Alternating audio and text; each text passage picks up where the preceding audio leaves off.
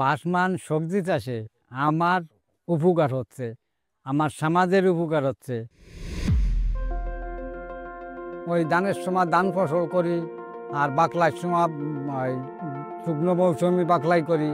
আমি এই আগে যখন প্রথম এই ভাসমান বেড তৈরি করছি, সালে আমার আর্থিক খুব সমস্যা ছিল।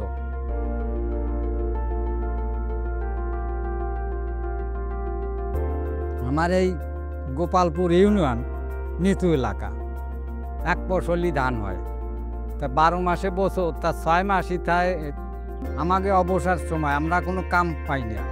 তবে আমরা কি করলাম, আমরা ওই ভাসমান বেড কচুরিপানা, প্রচুর কচুরিপানা আমাকে এলাকায়, এই কচুরিপানা দিয়ে আমরা ভাসমান বেড তৈরি করলাম।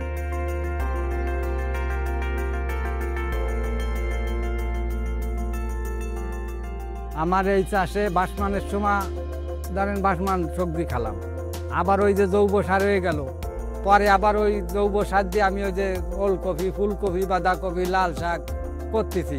তবে আমার ওই একবার খরচ করিয়া আমি 2টা ফসল খাচ্ছি, 2টা ফসল আমার বিষমুক্ত, সারমুক্ত। এখন অনেক কৃষক ভাসমানের পর ভুগতেছে যে ভাসমান বেডে এই দিয়ে অনেক মানুষ ভাসমান বেড তৈরি করতেছে, লাভবান হচ্ছে।